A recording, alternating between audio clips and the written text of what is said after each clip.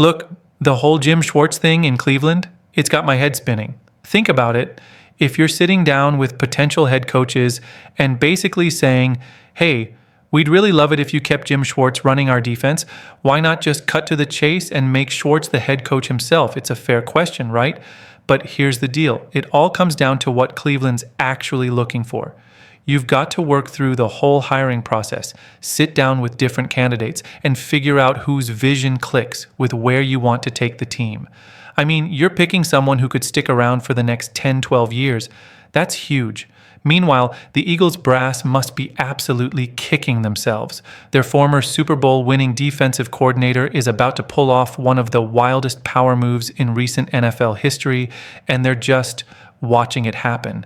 While 9 teams are scrambling to fill head coaching spots, Schwartz has somehow become the kingmaker in Shedeur Sanders' future. And here's the kicker nobody saw coming. The Browns are literally telling coaching candidates they need to keep Schwartz around if they want the gig. But Schwartz isn't just picking his next job. He's basically picking Shedeur's entire NFL trajectory. Pretty wild when you think about it. I've honestly changed my tune on this whole situation. At first, I thought Schwartz was the safe bet, the fail-safe option. Now, I'm thinking whoever becomes head coach better make damn sure they keep Schwartz as their defensive coordinator. Like, it seems pretty obvious that 90% of the candidates being discussed would want this guy on their staff somehow. But wait, if he's that valuable, why make any changes at all? Has Schwartz really earned another shot at being a head coach? Sure, he's been an absolutely elite defensive coordinator, no question there. Let me paint the picture of what's happening in Cleveland, because this might be one of the craziest coaching situations I've ever witnessed. The Browns are one of 9 teams hunting for a head coach right now. 9! The whole league is in complete chaos mode. Mike Tomlin just stepped away from the Steelers. The Ravens cut John Harbaugh loose. Kevin Stefanski's gone from Cleveland. The only guy still standing in the entire AFC North, Zach Taylor. Mind-blowing, honestly. But here's where things get really interesting. While everyone's scrambling and competing for the same pool of candidates, Cleveland's got an ace up their sleeve that nobody else has, Jim Schwartz. And the way they're playing this, or more accurately, the way he's playing this, is about to shape Shedeur Sanders' entire NFL career. Mary Kay Cabot, who covers the Browns for Cleveland.com, just dropped some seriously juicy intel. She's saying the Browns are flat out telling head coaching candidates, guys like Jesse Minter, Nate Scheelhaus, Grant Udinsky, all these up-and-coming coordinators, that ideally, they'd love them to keep Schwartz as defensive coordinator. Let that sink in for a second. They're interviewing people for the top job and essentially saying, oh, and by the way, we'd really appreciate it if you kept our current DC. That's unprecedented. That tells you exactly how much leverage Schwartz has right now. You know what the wildest part is? One of the hosts straight up asked Mary Kay, if you want to keep Schwartz so badly, why not just hire him as head coach? And she couldn't give a straight answer because the real answer is complicated. The real answer revolves around Shedeur Sanders. Obviously, Cleveland's not in the same boat as, say, Tennessee with Jackson Dart or the Giants with Cam Ward. Those teams can confidently say, this is our young guy, we're building around him. But where does Shedeur fit in? And let's be fair, Dillon Gabriel too, since he started games this season as well. How do these young quarterbacks factor into the coaching search? Here's what's really going down behind closed doors. The Browns have a massive quarterback dilemma. They've got Deshaun Watson, who's been a complete train wreck. They've got Dillon Gabriel, who barely saw the field. And they've got Shedeur Sanders, a 5th-round pick who everyone in that building knows should have gone in the 1st round. According to Cabot, the Browns are asking every single coaching candidate the same questions. What's your take on Shedeur Sanders? Can you work with him? Do you see him as the future? But here's the twist. They're not just grilling them about Shedeur. They're also gauging whether these candidates would be cool working alongside Schwartz. Because Schwartz isn't just any defensive coordinator. This is the guy who built the 4th-ranked defense in the league. The guy who kept Cleveland competitive when the offense could barely scrape together 3 wins. The guy other AFC North coaches have been praising all season long. And most importantly, he's a former Eagles defensive coordinator who won the whole damn thing in 2018. The Eagles know exactly what they lost when Schwartz left Philly. They've watched him build something special in Cleveland. And now they're watching him potentially become the most important decision maker in Shedeur Sanders' entire career. Because here's what nobody's really talking about. Whoever Cleveland hires as head coach needs to be someone Schwartz is willing to work with. If Schwartz says, "I'm not working under this guy," then that candidate's toast. The Browns can't afford to lose Schwartz. He's under contract, which means other teams can't poach him for a coordinator position. But if he gets a head coaching offer, he's gone. And Cleveland loses the only thing keeping their defense elite. So they're stuck in this impossible situation where they need to find a head coach who can, 1, develop Shedeur into a franchise quarterback, 2, is willing to keep Schwartz as DC, and 3, is someone Schwartz actually wants to work with. That's a pretty narrow pool of candidates right there, and it gets even tighter when you consider what Cabot revealed about Cleveland's strategy. She said, and this is huge, the Browns are hoping some of these coaching candidates get genuinely excited about Shedeur. They want someone to walk in, watch Shedeur's tape, and say, "You've got something really special here. I can build around this kid." I've noticed a real uptick in Schwartz chatter since he got the interview request from Baltimore, and especially after he actually interviewed there today. My initial read stays the same, though. I think they interviewed him in case they hire Kevin Stefanski as their head coach, because Schwartz would be his DC. Yeah, that's probably the right read. Makes total sense. I saw a bunch of people freaking out like, you can't let him go to the Ravens. And sure, as a defensive coordinator, you absolutely can't let him go there. But if they want to hire him as head coach, best of luck to him, honestly.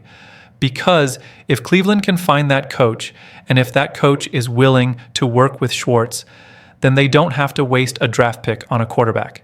They don't have to trade for a veteran. They don't have to keep dealing with the Deshaun Watson disaster. They can just build around Shedeur and move forward. But here's where Schwartz's leverage becomes absolutely insane. He's already interviewed with the Ravens. Baltimore wants him.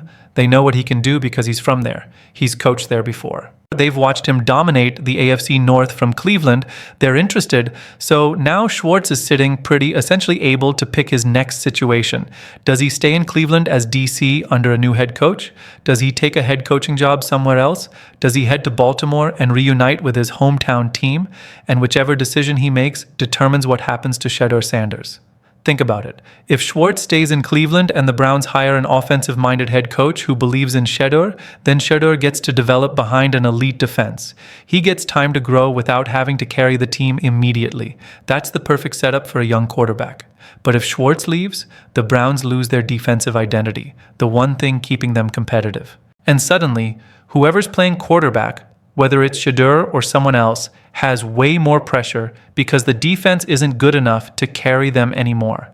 Cabot laid it all out beautifully when asked what makes the Browns' job attractive. She said they've got a dominant defense, the best in the AFC North with the best talent in the division. Then she got to the quarterback situation and said, right now, they don't know who their starter is, but they've got Shedeur, Deshaun, and the number 6 overall pick. Beauty is in the eye of the beholder, she explained. There are many attractive things about this Cleveland job. One of them is obviously their very dominant defense. If you're a defensive-minded head coach, you're going to look at this and say, yes, they have the best defense and the best talent in the AFC North. Did you catch that? She mentioned Shedeur first, before Deshaun Watson, before the draft pick. Shedeur Sanders is the first name that comes up when discussing Cleveland's quarterback future. That's not an accident or a slip of the tongue. That's the organization leaking through the media that Shedeur is their guy.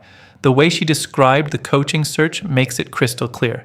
The Browns are picking the brains of every candidate about Shedeur. They're asking, what do you see in him? Can you work with him? Do you think we've got something here?